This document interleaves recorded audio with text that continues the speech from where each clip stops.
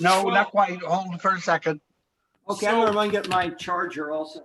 So while Professor Stoner's getting his charger, my name's James Weichert. I'm the project manager of Global Movement, which is an initiative that Professor Stoner started not too long ago concerning curriculum change in business school.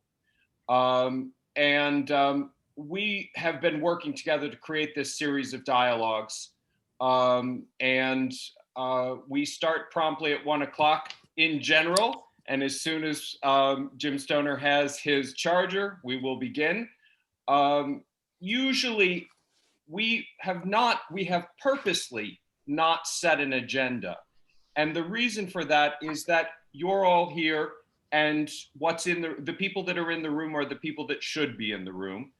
And I do think it makes sense in the beginning just to introduce oneself so that everybody knows who's in the room. So why don't I start there? I've introduced myself. Terry and Greg, why don't you go ahead and introduce yourselves, and we'll go around the room. Great. I'm Greg Ulferts, and I teach Decision and Information Sciences here at the University of Detroit Mercy. I'm Terry Howard, and I also teach Decision and Sciences at the University of Detroit Mercy. Okay, I can go next. Isabel? I am Isabel Rimanoczy. I'm connecting from Fort Lauderdale, Florida. I'm originally from Argentina and adopted the US as my new home for 22 years now. And I define myself as an academic. I am the convener of a working group from PRIME that is focused on the sustainability mindset. And that is a passion of mine. And as we were recalling with Jim a few moments ago, it has been over 15 years that I never lasted so much on anything. So it is really changing. And I think because it's evolving, I have been able to keep so passionate about it for so long time. Mm-hmm. And really from the perspective of education and what we as educators can do to intentionally develop a new generation of leaders, of individuals. So that's part of who I am. James, do you have the egg timer visible? I do. I'm going to explain the egg timer in a second. Let's get around the room first. Okay. David? So I'm Dave Meyers. I'm at Hope College, where I've been for my 53 years. Before that, I was a graduate student at the University of Iowa in social psychology, where I was introduced to a curious phenomenon that a guy named James Stoner had discovered. And I built a research career on top of that phenomenon, and that led to my writing textbooks, including for introductory and social psychology, where I cover the social psychology of sustainability. And I think that's what draws me here today. Did you know Cal Hoyt out in Iowa? I certainly knew the name, and I think we may have encountered, but I didn't know him well. He was a good friend. Thank you. Ken? Hi, everybody. I'm Ken Sagendorf. I run our Innovation Center in the Anderson College of Business and Computing. I'm going to give you that definition of innovation because I think it'll bear on our conversation a little bit. At a Jesuit institution, innovation has to have a different kind of meaning. And so we run on three kinds of thinking: critical thinking at the beginning, but only the beginning, on the way to creative and systems thinking, and characteristics of leadership that start from self-awareness, but then continue into ingenuity, love, and heroism, all wrapped in a companionship model. And so I'll bring that kind of definition and my role in the Innovation Center to break business education and rebuild it to our conversation. Thank you. And Evan. James, you're pushing us forward to Eban? Yes. Yes, I'm Eban Goodstein. I'm an economist, and I direct the graduate programs in sustainability at Bard College. That includes MS degree programs in environmental policy and climate science and policy, an MED in environmental education, and an MBA in sustainability that's based in New York City. Actually, the #1 green MBA in the country, according to that esteemed organization, the Princeton Review, this year. So, great. Congratulations. By the way, we got a message from Erica Steckler saying she has a conflict where she has to manage the International Humanistic Management Association meeting right now with David Boji. Do you all know David Boji? He is just, he's magical. He's wonderful. And it's recorded and I'll be able to watch it and you'll go ahead. Okay, James, your show. So this is an egg timer. The purpose of this egg timer is to open the discussion. Each person, it runs for 2 minutes, and then after 2 minutes, I'll flip it over. There's really no limit to the discussion. Everybody that's in the room are the people that should be in the room. And I will get out of the way and just show the egg timer. And Jim Stoner, why don't you lead it off? Are you you're a participant for this one today, aren't you? Or is it later on? Later on. Later on. Okay, so you're the egg timer man. Okay, so it's wide open, and what we do is people say whatever they say, and it's a dialogue versus a focused discussion, and we'll just talk about whatever we talk about. It'll be recorded. It'll be posted on globalmovement.net's website as well as on YouTube, and we'll send it out, make it available to you all. So whatever you want to talk about climate change, global sustainability, etc., we're all ready to listen, I think.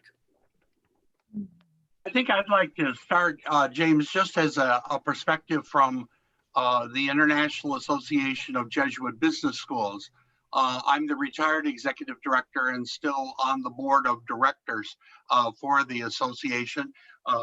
Dr. Howard is also part of our administrative team with regard to that association.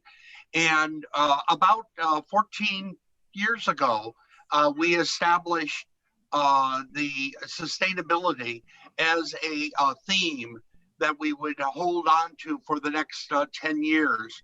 I said earlier that one of our initial problems was we didn't have a common definition at all of sustainability. And it required us to talk a lot with each other to really come to having an understanding of what we are discussing. And even with the term climate change, again, we have all different definitions. And so I think one of the most important things is to find common definitions in terms of that we're able to work with, in terms of being better able to communicate with each other. And just pick up on that. When we talk about sustainability, that can cover a lot of ground. My own particular passion and interest relates, and writing in social psychology relates to climate sustainability. We're faced with the reality that greenhouse gases are accumulating, snowpacks and glaciers are melting, the seas are rising, plant and animal species are migrating northward, extreme weather is becoming more common, and thus we're looking at a potential climate apocalypse. And that's why it's a huge concern and probably the greatest problem long-term that faces the world, even greater than other huge concerns such as systemic racism, inequality, virus spreads, and so forth, which we have more power to deal with in the shorter term. So that's just the focus of my interest and concern and what I mean in my own thinking by sustainability. I want to add something to what Greg was talking about, because I did the administration for IAJBS, was for the Jesuits. And one thing that I found very interesting in my I did it for 21 years and still doing it, the administration piece. But he was talking about sustainability, but what really blew my mind was when they talk about the word Jesuit. No one from different countries, the word Jesuit meant something different to each one of the countries. And I was like, wait a minute, this is supposed to be who you are. It's Jesuit institutions, and none of you are agreeing what Jesuit means. So first of all, they had to understand what everybody meant by the word Jesuit. And it's still, even when they was going to brand it under one umbrella, as they did with the new website, they still had to come back to that understanding of what it meant. And even though they have been sustained all these many years around the world, they didn't have the same meaning. Yeah. In the Protestant world that I'm part of, we talk a lot about our responsibility for the stewardship of creation. Is that part of Jesuit conversation too? Yes, a little bit it is. I would say it is. Because I think St. Ignatius was a part of that, he was a part of that stewardship. And so. I think when I heard Ken, I heard elements of that stewardship when Ken was talking about innovation. Yeah, I mean, that's really the kind of ingenuity, love, and heroism. Terry and Greg, I want to gently, the challenge of a common definition is how long it takes to get to a common definition. I know. It is true. Right? and I'll include Isabel in this conversation because, the wonderful work of UN Prime and all of the SDGs have given people entree points into different components. And I'm comfortable myself with the different components as long as there is a way to connect back to the main theme, right? Because I think what happens when we have too many components in a shared definition is that we're allowed to pull on one and not pay attention as much as we ought to the others. And I think that's really, then that's where our systems thinking, and we did have a stewardship vision in our business college when we founded our business college at Regis. So I'm glad that comes through. But, that love and heroism is this idea and ingenuity that when new information comes in, and in this world, I think that's a conversation we don't really have. I mean, David, to your point, there's so much new information every single second of the day that people are stopping making sense of it because it restacks the deck every day. And, and I think if you want to think in systems, we have to create that ability to quickly metacognitively make sense of these things and perhaps change our directions. Now, academics, we're not entirely good at this, right? I mean, we have 20, 50-year-old research agendas, right? But, that's our role with our students. That's our role with our community members is restacking this deck constantly so that sense making can be accessible. And sense making, I think, is also related to pausing, slowing down, because when we want to cover a lot of things, we stay at a more superficial level. When we want to go deeper inside, for example, exploring our own values or our own espoused values and how they are similar or not to the values in action, I think that requires to pause, to slow down, and even to notice that we are used in a different pace, and the students more than us, probably. they are even 3 times our speed. And what does it mean for us to invite them or to create these moments of slowing down where it doesn't matter how much we cover, but how deep we go within ourselves in the meaning-making process. Isabel, do you want to mention what you're working on right now? One of the things that One of the things that I'm working now is in the development of a sustainability mindset indicator. And because I've been working with this concept of the sustainability mindset for all these years, it also has been evolving. And more recently, I was able to create a scaffolding that operationalizes it better so that we can use these aspects better and embed them into our teaching. And so these core components, at the same time, I have found that they, as we develop these aspects, we are also developing individuals not only in the cognitive area, but as human beings. If you're familiar with developmental theories, from red to magenta to this, the color schemes or the different orders of making meaning.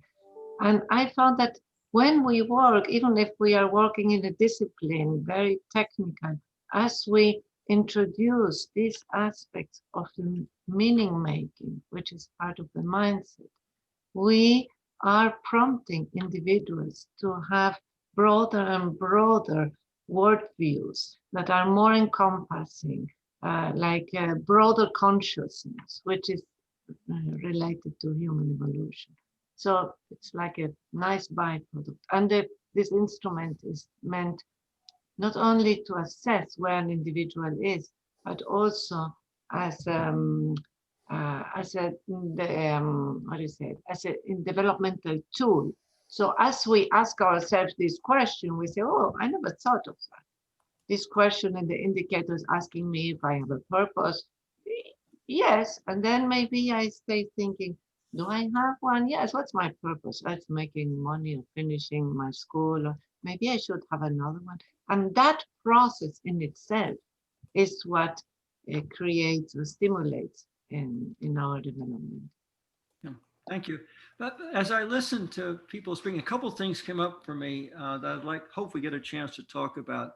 Even Goodstein's program went down to bare metal in teaching about an MBA type degree about sustainability.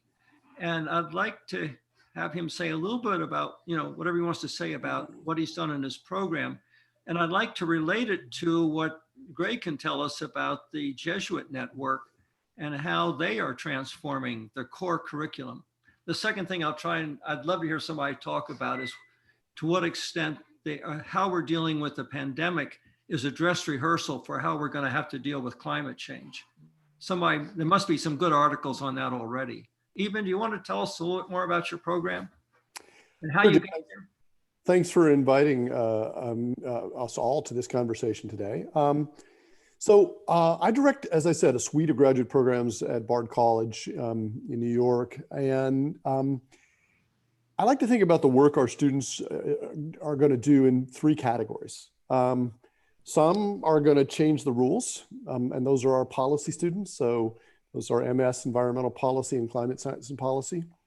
Some are going to change minds, and that's our MED in Environmental Education. And some are going to change the game, and that's really our MBA in Sustainability program. Because no matter how many rules we change, and no matter how many minds we change, at the end of the day, business has really got to figure out how we're going to keep the lights on, get food on the table, get our healthcare in ways that radically reduce environmental impact. So we all know we've got to decarbonize 100% carbon-free by 2050 or before, but also obviously, massive impacts of plastics pollution, water toxicity, biodiversity loss, questions of environmental justice, and then expanding the sustainability sort of agenda outward to issues of systemic racism and mass incarceration, homelessness, just a huge array of challenges, right? And so we have to really, as we're all on this call aware, radically reimagine business around circular business models that also treat workers and communities and suppliers with justice and with respect. So following the lead of a few schools on the West Coast in 2012, we persuaded Bard to add to our MS policy program an MBA program.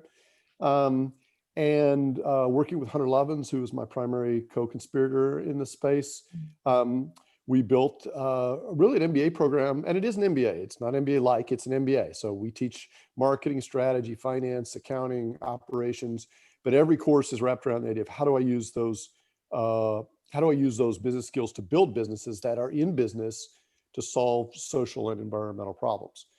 Got to be financially viable, right? Got to be profitable, got to pay the workers, get resource to scale. But at the end of the day, how do you put mission first and then have financial success follow? The good news is rhetorically, at any rate, corporate America is on board with stakeholder capitalism, according to the Business Roundtable and others. And that's good due to your good work, Jim, and others who've sort of paved the way for this. But what does that really mean in practice? How do you actually manage for mission instead of managing for a single bottom line? And that is the focus of our MBA program. And I could go on at length, but that's it in a nutshell. And I guess the success here is that we've also been able to step outside of the model of a conventional sort of research PhD oriented MBA faculty, because they don't exist, right? We couldn't hire PhDs to teach in this space if we wanted to. And because we're in New York and have a low residency structure, we can really tap the expertise of cutting edge, business sustainability professionals who are embedding, sustainability in their day job, and then ask them to bring that into the classroom. So we've really been able to radically reimagine the curriculum by not relying on sort of the academy to generate the faculty, but actually relying on the practitioner space to provide us with the thought leadership and the teaching that we need. It's very liberating, and it's obviously not easy to do in a conventional academic environment. Has been very supportive in terms of providing us a platform for this kind of entrepreneurship. Even if I could ask you a question, I'm wondering if you're encouraged by developments in the corporate world. I think, for example, we have a family foundation. It invested in a clean energy fund that just sat there with its value unchanging for about 3 or 4 years. And suddenly in the last 6 months, this is a mutual fund. It's like multiplied 2.5 times. The investment fund of foundations has a new sustainability fund that they're inviting their community foundations, hospitals, and so forth that are invested in it to participate in. And I'm reading more and more about corporate America investing in sustainability, which I would hope would provide a need for your graduates. So I'm just, as you absolutely. Look at your program, are you feeling some encouragement in trends? Well, I think from an intellectual perspective, if you think about this, sustainability as a business concept didn't exist 20 years ago, right? You'd have to go back 30 years to the Brundtland Commission to even get the term sustainability sort of into the popular lexicon, but that was framed in terms of policy. Thanks to people like Hunter Lovins, we had a slew of important books in the mid-90s that really laid the foundation for a really profound intellectual transformation, which is essentially that there is no necessary conflict between profitability and environmental sustainability, or between profitability and social responsibility, that instead of thinking about pollution and exploitation of the workforce as being an externality, which is the way economists are trained to think about it, let's think about it as a design problem, right? And that by radically reimagining business, we can come up with business models that do cut pollution and do treat workers and community suppliers with justice and respect. So that's the intellectual vision at the core of our MBA, and it's really swept the planet. I mean, it's really phenomenal to think that there was no such thing as a sustainability professional 15 years ago, right? And now every corporation has got lots of people sort of dedicated to this vision. Now, how far can we push it? How real is it? How much of it is greenwashing? How much of it is purpose washing? Who knows? But I think there's a lot of room for growth in this space and a lot of need for leadership.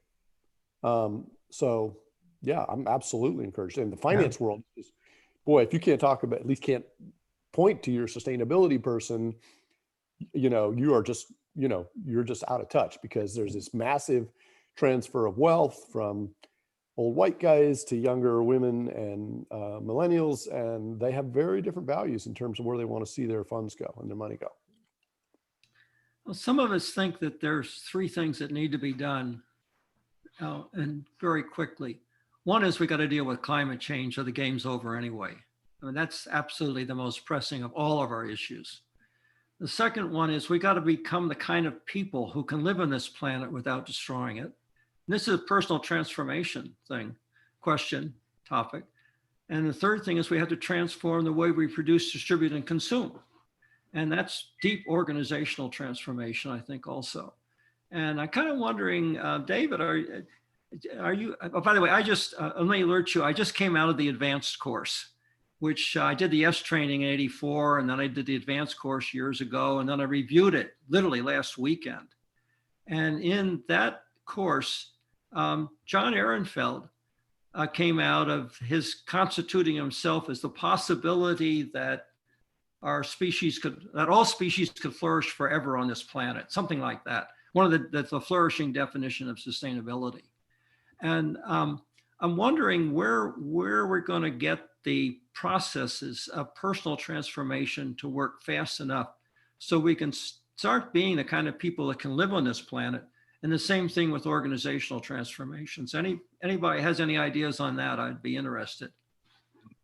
So if I could just pick up on the personal aspect of it, this is exactly where social psychology, I think, has something to contribute.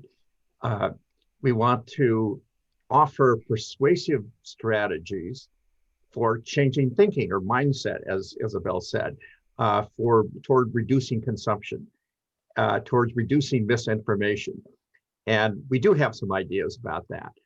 But I think also pertinent to your idea about kind of changing human consciousness, we need to help people understand what really makes for a good life. We've seen over the last half century materialistic values increasing. Thus, the percentage of entering collegians who say that it is very important or essential that they be very well off financially has gone from about 40% back in 1960 to just over 80% today. That is the highest rated life goal among 18 listed on the annual UCLA, quote, American Freshman Survey. So we think it's really important that we be well off financially. We think in materialistic terms, and wealth is up dramatically, although it's more unequally distributed than what it was a half century ago. So we can then ask, are we happier? First of all, are people who live in wealthier countries happier? Are wealthier individuals happier? And in both those cases, by the way, we see a curvilinear relationship. When you move from abject poverty to a livable lifestyle, human well-being, life satisfaction, happiness does increase, but further increments in wealth, either at a national or at an individual level above that level, have little additional connection to happiness. And then we could ask, does economic growth over time improve happiness? Or as we grow richer, do we grow happier?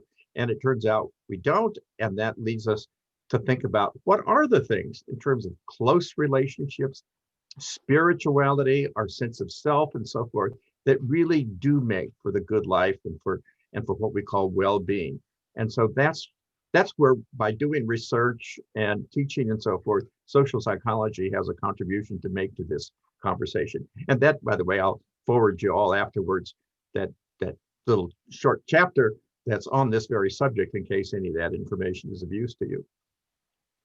So David, I think that's great. I want to connect what Eban was saying, that, sustainability is a relatively new term, and, the Business Roundtable's change of heart and statement is now only two years old, from shareholder primacy to stakeholder primacy. And so, I think social science can do more than help, but I think we need to think about it as climate change and sustainability tend to have a thou shall model in place, right? We must do this. This is imperative. And so it becomes a quickly value-laden thing. And those of us teaching in value-laden institutions, like, we want to play in this value-laden space because we believe deeply that we must change our course of actions to get the different results. But I think we need to figure out kind of a human chain, if you will, right? I mean, think of the fire brigade of bringing the buckets. We can't just say that's right and this is better. We must go back. We must go back and keep handing the buckets to one another so that we are helping each other see this, because even in our value-laden schools, we see conversations around stewardship, climate change, and sustainability as people are still financially successful if they don't do any of that. And so we can't just tell them this way is better than that one. We have to show them. And even as I, in my day job and now running our MBA, trying to stealthily sneak some of the stuff you're doing into my MBA, largely because I have some administration that said we don't want to do it because they can't get jobs in those traditional places, right? We have to figure out how to break down those barriers little by little. And it still is about going and grabbing somebody and showing them how the behavior is beneficial, both to them and to others. There is an exercise that you may have seen or done. It's called the 6 Why. And I have used it. I think, Jim, we used it in the class we did together with the MBA. And we were asking them, why are you doing what you're doing? For example, where they were doing their MBA in Florida. And so they had to reflect, well, I'm doing this because I want to have this new title. And why? Second, why? Well, because once I graduate, I will be able to get a better job. Third, why? Well, because I want to maybe get married and buy a house or get a down payment for a house and have a car. And why? And when, by the time they got to the 6th, they really got to a different level. It was like a tipping point, where suddenly it was about feeling good or feeling loved or being happy. But at the same time, it made them review what they were doing and the way they were living, if that was actually consistent with this ultimate goal. Because when it was about being with the people that I love, they would say, well, actually, I have such a stressed life now that I'm not paying attention. And I just broke up with my girlfriend. I'm fighting with my family. And here I'm saying that that is the most important thing. So it showed this like a gap between what they were going after and the way they were living. And so these 6 whys, it's such a powerful thing because I think it brings it back. We can tell, look, these businesses are doing good and they're being good and doing good, how nice it is. But also when we drive it to the personal sphere, that becomes very powerful because now it's me, it's not that business that I can emulate. It touches home. Well, I just think we have to come back and grab them right at that point where you've opened up that vulnerability to say that, you know, the modern counterculturalism is not standing alone on a mountain, right? I mean, and that's, I think, the message of sustainability and the climate change conversation has been these heroic loners out in space, even though we know that's not how it is across the community, but you know, that's what we've popularized, that it is heroic counterculturalism as opposed to, I want a sense of being loved, right? I mean, in our Jesuit institutions, we would take the teachings of St. Ignatius and we talk about discerning this consolation. And you know, consolation is both individually discerned as well as community discerned. Can you say more about the heroic? Because when you mentioned this hero thing, I was very curious. No, there is this whole build-up around the hero. That's the Lone Ranger, and he's the hero, and we have the heroes in the comics. And I mean, what is the hero in your context? What is the hero you're talking about? Well, I think it is someone who is willing to say, well, listen, I think there's all kinds of definitions, but I think most often in climate change, we have somebody that's either challenging things that are going on very publicly, standing up for what gets perceived as just their values, right? I mean, we use individuals as monuments in our social structure, and maybe David can talk a little bit about that, to indicate direction that is desirable for humanity. But a lot of times people can't see themselves in that hero, right? I mean, we have to make that more accessible, and that's, you know, it doesn't become countercultural, it becomes cultural. And that movement from somebody that's swimming upstream against the tide to somebody who is in the tide and just hasn't realized it yet. I think that's really how we need to move that hero conversation. And you know, part of it is media and marketing, right? I mean, as we were amping up for this conversation, there's a beautiful, wonderfully shot advertisement from the Ford Motor Company that has hit our televisions this week about their commitment to all electric vehicles and renewable energy. You guys in Detroit, I mean, maybe you're right at the heart of that one, right? Yeah, right. Yeah. But it was utterly noticeable, both for its really kind of big commitments that they mention publicly, and also really noticeable because they haven't mentioned it yet, right? I mean, and to David's point about the businesses changing that are taking the sustainable direction, I think the executives in that company are finally realizing we can no longer resist, we must get on board. Yeah, I think one of the things that has always bothered We me. cannot hear you. Oh, sorry. One of the things that has always bothered me is that we talk about it from a grand scale on it, and companies make these broad declarations. But then in terms of, you know, a little time passes and we move on to another theme and we really don't get anything done on it. And so I think it's extremely important in terms of our education programs that we ensure that we've got students who understand leadership as service to others and for the common good.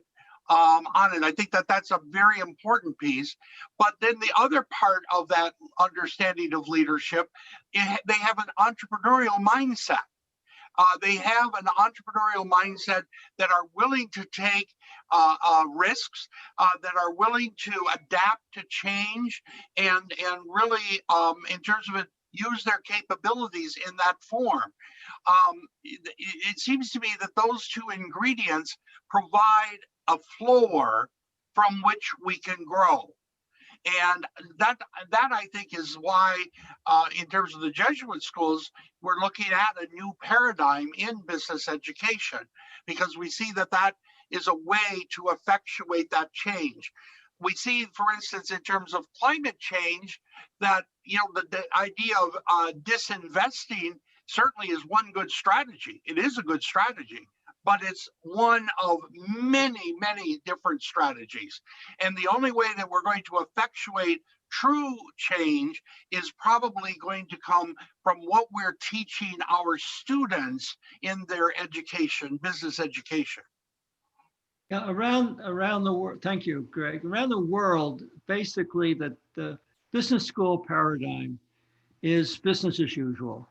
And it's driven out of the dominant neoliberal narrative, which actually was systematically sold to the country with hundreds of millions of dollars from the Koch brothers and others, and the group that came out Mount Pelerin and came back with the Powell Memorandum with a commitment that they followed through brilliantly to influence Supreme Court justices and other justices and business school professors, et cetera, into this narrative that we are greedy, nasty little money grubbers with no values but anything but consuming, and that government is evil and should be destroyed to a large extent. And that's dominated business education. For me, the exciting thing is that one of the exciting things is that the Jesuits are creating a new, for them, which I think is for everybody to some extent with some tweaking, an inspired narrative for what business education should be about, which is about what the world should be about. And but we're in a brilliant example of planned cultural change over about a 70-year period that has basically dominated finance and business schools and government in many respects, and half of the political system in America has basically been. So we have this challenge to the narrative, and everybody knows how Donna Meadows said, if you really got to change the narrative if you're going to change a system.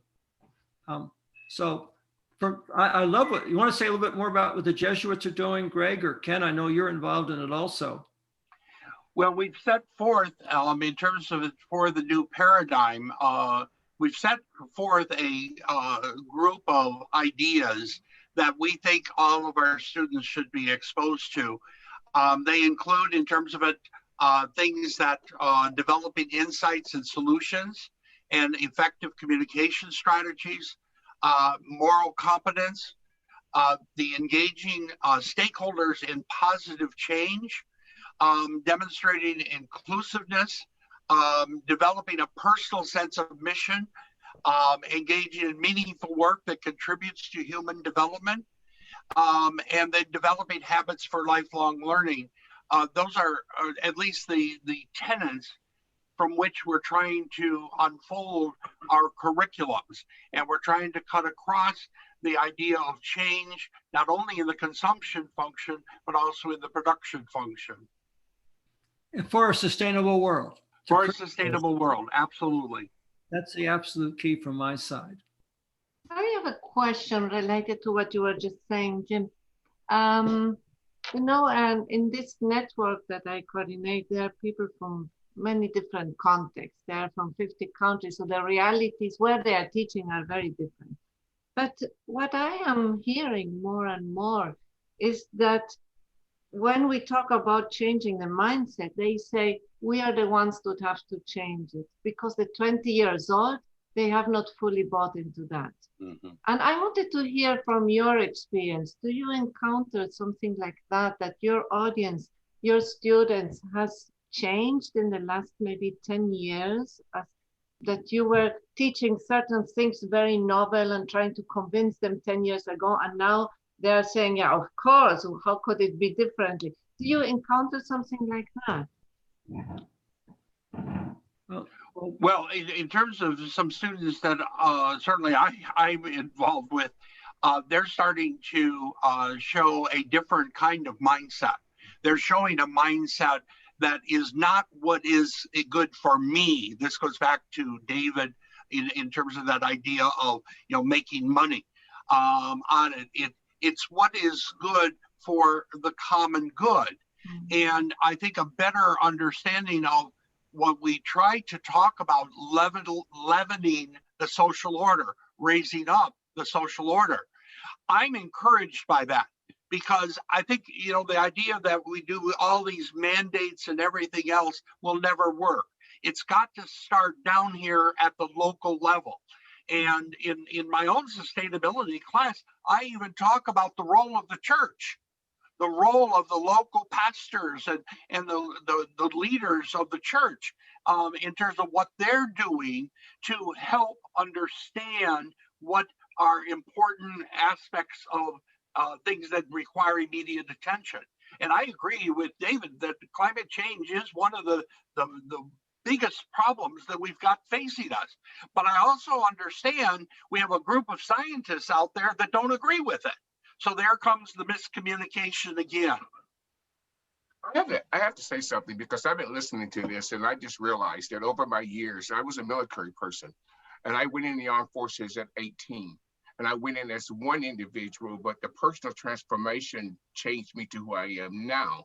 Because I realized, as I was sitting here listening to you all talk about personal transformation, they took me into an organization, which is one of the largest organizations that we have in the United States, is the Armed Forces. And I went there as my own individual with my own ideas, my own way of thinking. And they stripped those down to help me understand that I am not the only person that matters in this world. I am not the only item, not the only living creature that matters in this world. They took me as an individual, made me a group that walked as an individual. But not only did they do that, they taught me to cherish the surroundings. And when I mean that, they told us when we was in the battlefield, if we stripped the fruit from a tree, we was to plant the seed for the next person that was behind us. So when you talk about sustainability, the armed forces have been doing this for years, because everything that they use, they recycled it for one purpose or another. So it's very interesting that I hear people talk about sustainability, although we didn't use that word all the time. We did that. And I sit here and I listen to even the personal transformation that came over me, because even now during COVID, I go to a place that takes me happy, because that's what they taught us. When you're in a place where you don't want to feel what you're feeling, you take and go to a place where it makes you feel good about what you're doing, and you work that way and you get over it. It may come back to haunt you, but at the same time, when you're doing it, you can do that. But you learn to transform yourself into whom you need to be wherever you are. And you never take anything for granted, but you always keep your eyes, your heart, and your mind open to wherever you go and to whomever you meet, because that person may be the person who saves you, not only saves you, but may be the one that loves you, not only the one that loves you, but maybe the one who teaches you the new thing that you need to know in life. When we talk about When we talk about transformation, it brings up two things for me. One is I'm starting to talk about creating an institute to study technologies of transformation, like the spiritual practices of St. Ignatius, or appreciative inquiry, or the work I've done with landmark education. And the old S training, et cetera. And we spend billions of dollars, trillions of dollars on hard technologies for dealing with climate change and bringing about change. We spend almost nothing on studying how does transformation actually occur for a human being. And my experience is that when I've seen it happen, it's a shifting, it's a reframing, it's a shift of context, and it can happen in an instant. That we become one person and we're an entirely different person because of the way we frame things. And so one of the things I'm really excited about is getting some money. I choose the number 2.4 million for some historical reasons, are mostly humorous more than serious, to do an action research on how do these processes of human transformation actually occur? And by the way, how can they relate to organizational transformation? So that's one. David? So do you have a source for that funding yet in mind? Because I have an idea. Do you have a source for that funding in mind? No. Okay, well, let me explain a thought that's going through my mind during our conversation here. I've really been inspired by hearing each of you talk about your vision for a different kind of MBA education than what maybe I traditionally think of as MBA education in your Jesuit schools. Point number one. I'm a trustee of 2 of the 3 Templeton foundations, one of which is called the Templeton Foundation. It's in the United States. Templeton.org will take you there. And there's 2 sister offshore foundations that are together are equally large, and they have multiple billions in assets between them. They're focused mostly, according to the mandate of their benefactor, on funding basic science research, much of it related to deep questions of spirituality, but it could, including the origins of the cosmos and the human genome and what all. But they also have 2 fractions of their portfolio that are concerned with encouraging freedom, free enterprise, and entrepreneurship, and also character education. Now, traditionally, the freedom, free enterprise thing, it's funded things related to human rights and so forth, but some of it has gone to libertarian economic think tanks of the sort you were mentioning earlier. But it conceivably could also go to thinking about a new idea of positive entrepreneurship for the world of the 21st century. And if a collection of Jesuit schools, not one school, but a network of them, would have a program for envisioning something along that lines, I think potentially it could be possibly of interest to the foundation. And Jim, when you talk about spiritual transformation and think about a project that might cross Jesuit universities, that's talking the Templeton language. Or character formation and kind of a new kind of consciousness of social responsibility within the free enterprise system coming from MBA graduates. Those are things that potentially might resonate with that foundation. So I just mentioned that to you, and if you'd ever like to explore that, you could write. I'm not a foundation officer. I mean, we're dealing with the policy level, but I do know all the foundation officers and would have some ideas about what might be of interest. David, what we're doing, thank you, goes well. It includes, has a lot to do with Jesuit universities, and it also goes beyond it. But there's a book that you may not have come across called Heroic Leadership, Best Practices of a 450-year-old Company That Changed the World.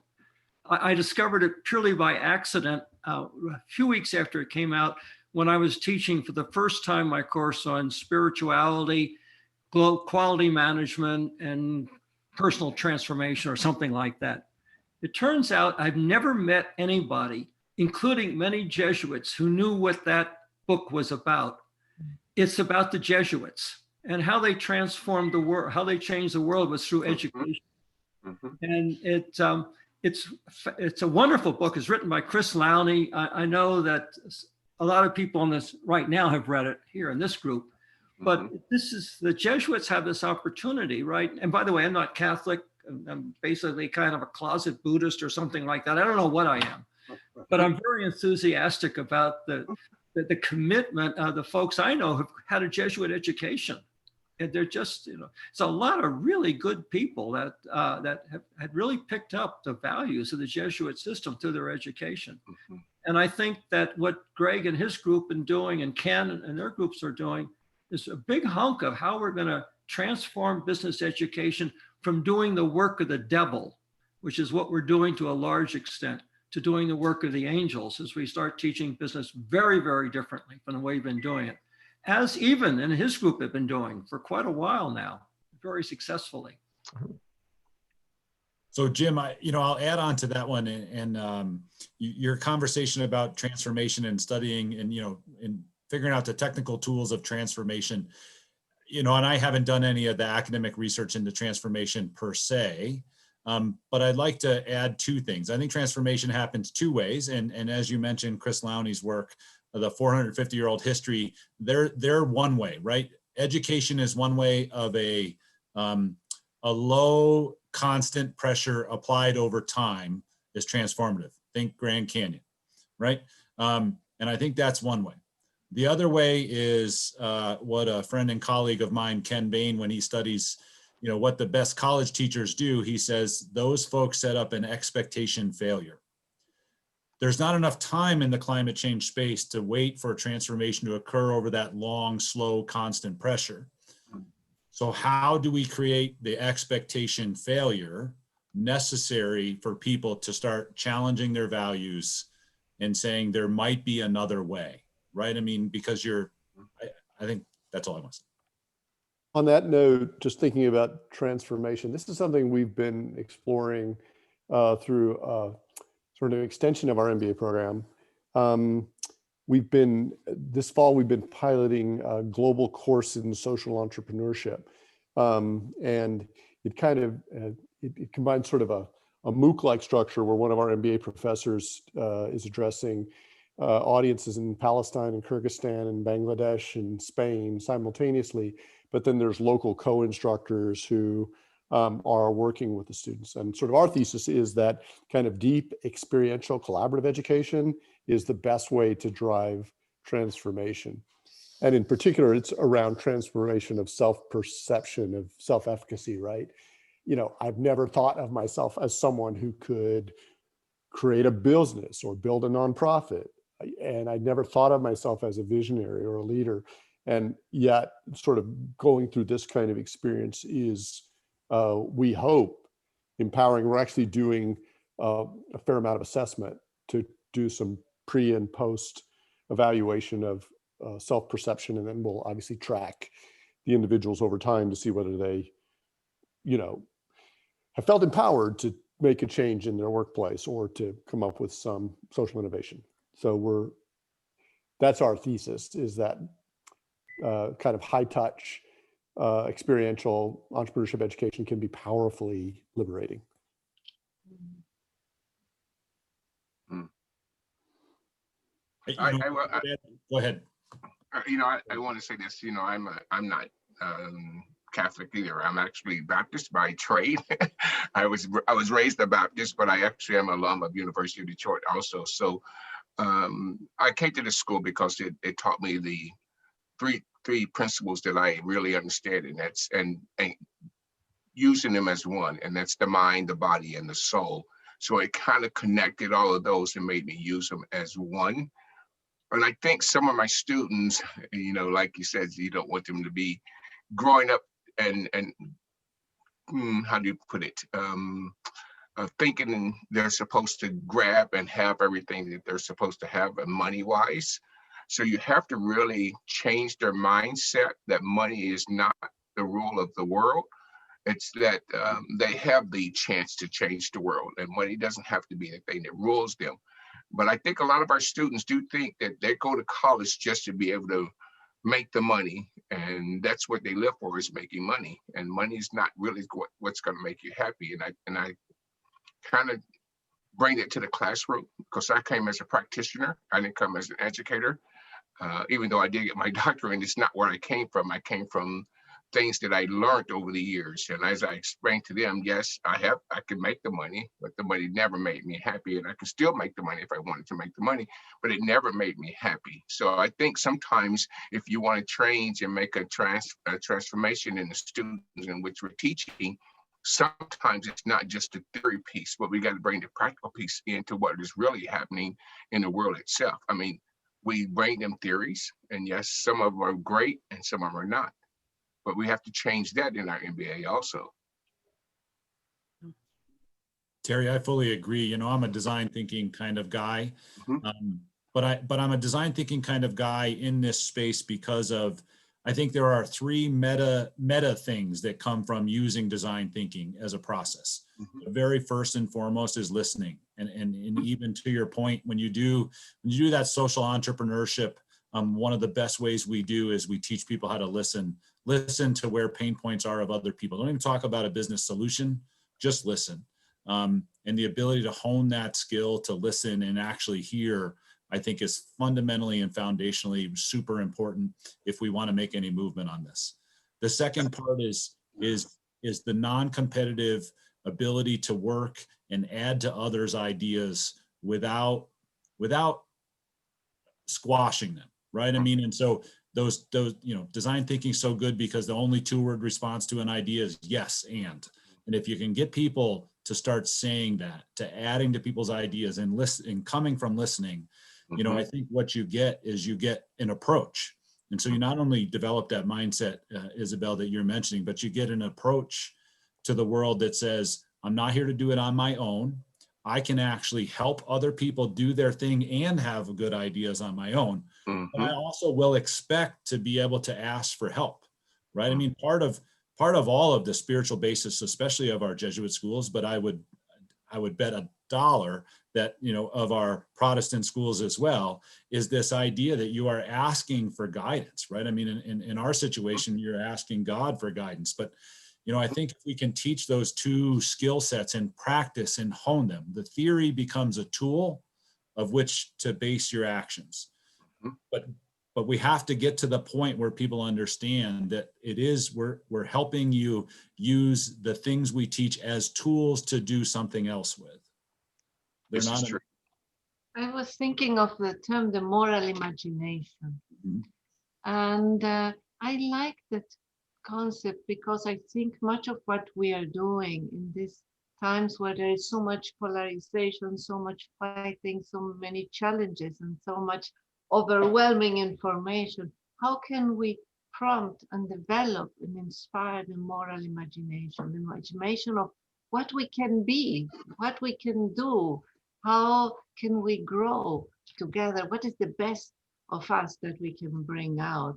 And I say moral because we are thinking about values. What is really important for me? And not the superficial answer, yes, I want money, but behind that, what is it that really counts for me at the end of the day? And if we can create these spaces for reflection, for dialogue, I think we are creating hope spots, like the hope spots in the ocean, and we're creating hope spots in our classrooms. By the way, we're just about at the end of our hour. We got like 2 minutes or so to go. I forgot to mention that in some of the earlier dialogues, people suggested an article or a video or whatever that they thought other people would enjoy seeing. If you have one of those and you'll send it to James and me by email, we'll report it back to you all and let other people know about it. I don't have a video in this moment, but I have been thinking in our conversation on a drawing that I received yesterday from a student of another colleague, another professor in Germany. Is there a way that I can share the screen and show it? Yes, is the answer. Okay, I need to find it because it wasn't an email, but I would like to share it briefly. Well, so there's two ways. You can either share it now, or if you want to scan it and send it to us, then we can disseminate it with everybody if you prefer to do it that way, if you have to go looking for it. Okay, I would like both because it's absolutely just... find it and let me know, and I will give you the screen. Okay. Isabel, can I ask you a question? Yeah, sure. Because when I was in Argentina, they were doing the Pilgrim's Walk. Where did you go? I was in Argentina. Yeah. And they was doing the Pilgrim's Walk, and they were walking all the way to where Pope Francis had preached before, but I don't know where they were coming from. And no one never told me that part, because we went to where Pope Francis were, and that's what as we were going, we seen people walking from all different places, but I just wanted to know, where do they start from and where do they really end up at?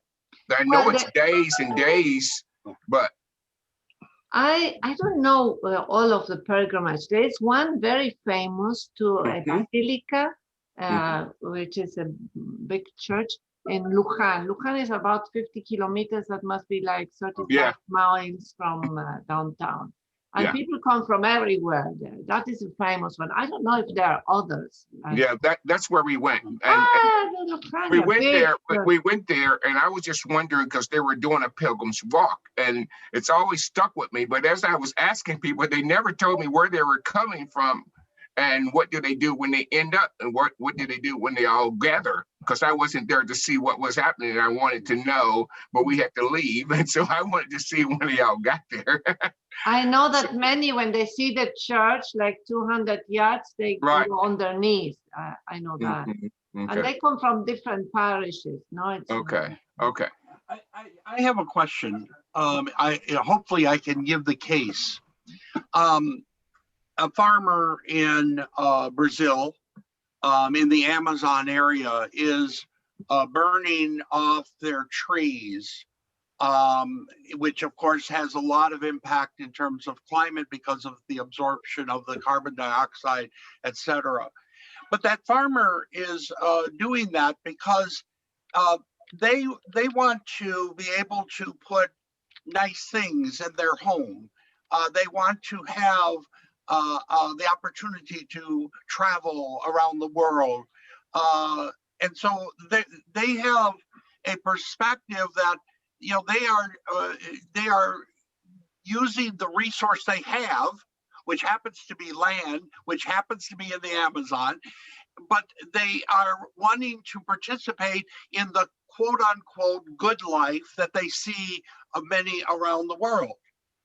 So the question is, how do we change the mindset of people, let's say you and I, to be willing to allow them to have the good life without burning the trees?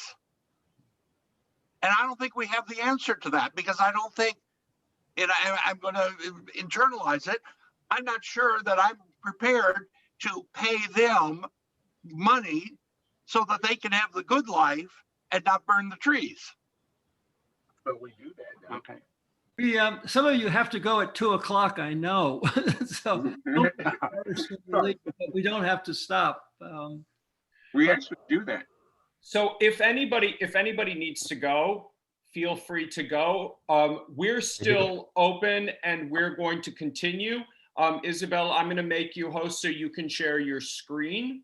And thank you to everybody for joining us today. It was a really inspiring conversation. Thank you very much. I have another meeting I have to be on now. So. Bye-bye. Thank you very much. Nice to be with you all. Thank you. Good I need to hop off as Bob. well. So good to see you all. Thank you, Jim, for All organizing. right, bye. Bye-bye. Thank you very much. I can stay a few more minutes. What I wanted to share, there is a colleague in Germany, and she teaches in a technical higher education school. And she decided, she has 200 students now virtually, and she decided to ask them to do drawings about what are the values of our current paradigm, which was for me very daring, knowing that it's a technical school. Well, I don't have the details, but she sent me yesterday a couple of drawings because she was so impressed. And so I want to share one with you. And tell me if you see my screen. Yep. Okay, so this is the drawing of one of the students. And I want to quickly translate. She wrote a few lines. This one is about wells. And this person, I think it's a woman, she said, I believe that wells is what covers, blinds us, covers our eyes and closes them. Mm-hmm. The lilies on the head are symbolizing rich or wealth. Because they are expensive and they are luxurious flowers. The band over the, how do you say, the eye patch, no? Shows that the woman, although she is rich, she cannot see, and she is limited. She's handicapped because this is closing her eyes. My drawing is intended to show that wealth is not always expanding our life, but it is bringing us a shrinking of our life. I thought it was such a profound way to have a reflection about wealth, and very nice synthesis in a picture. And I don't know the other ones. I asked her if she would like to share them, because I think it's a very interesting initiative, particularly because it goes through the intuitive wisdom also, as we use art, you know, and we engage a different way of knowing. And then there was another one, but I just wanted to share that initiative with you. That's phenomenal. I mean, I love it, right? And I think, you know, here's the thing I think we have to be, and I'll speak for our Jesuit schools, because I think we really, this is the challenge of our business schools, because, you know, we get perceived as the last bastion of wealth creation at our Jesuit schools. And I think that that's a challenge we all have to face, because, you know, and I had this conversation with our liberal arts team when we were arguing to add a true regenerative business course in the first year core for the liberal arts college. And my challenge to the liberal arts dean was this: you know, we need another voice in the conversation, because our liberal arts faculty are telling their students that business is evil. And he says, no, Ken, we're telling them that capitalism is evil. And I said, well, who's helping them realize the distinction between business and capitalism? Because an 18-year-old is going to struggle with that distinction between those two things. It's very nuanced. And so, you know, we paint wealth as negative, and many of our institutions, despite, you know, Greg, to your point about divestment in climate killing companies, the model that we use for most of our donors are that they did business really, really well for a long time, and now they've reached the charity point where they can give some of that wealth back to us. And that's, you know, that's somehow the ticket, the ticket to being good in the world. And we need to show them that, you know, wealth is not the enemy, but how we make our wealth. And so, you know, Greg, to your conversation about the farmer, you know, when we really rolled out our stewardship vision in our business school, one of the 5 tenets was really about the ability to follow your long-term impacts of those near-term decisions. And I would point to a country like Haiti, you know, that continued to farm the same crop over and over and over in the same land until it could no longer be farmed in that land. So while it propped up their economy, in the long run, it destroyed that same economy. Sure.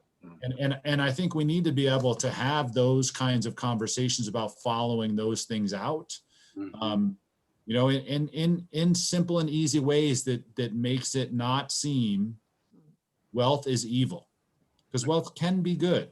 You know, social entrepreneurs, I mean, and I wish Eban was still on the line.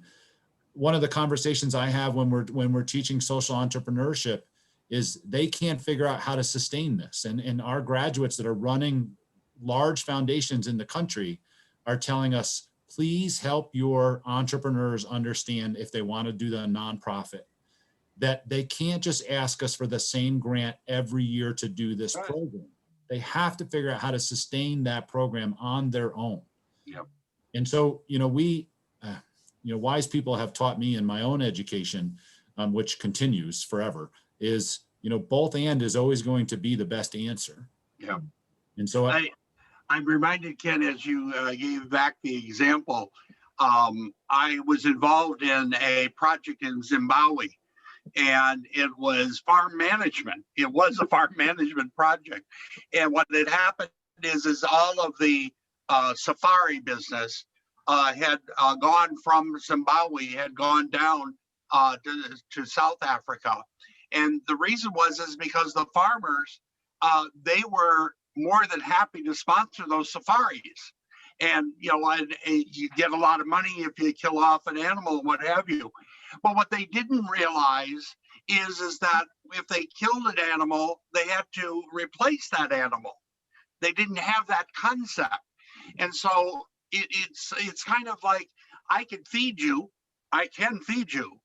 but I need to teach you how to feed yourself. And that's all I did, was help train farmers on the fact of how they need to replenish their animal stock as they were killing off animal stock. Very simple concept, but very difficult in implementation.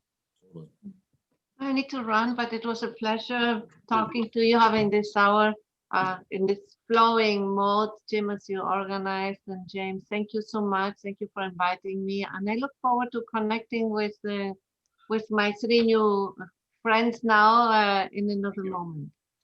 Thank you. Thank you. All right. Bye-bye. Bye. Bye. Bye-bye. Thank you so much, everybody. Thank you for inviting. Bye-bye. Well, thank you, James. We got the recording, and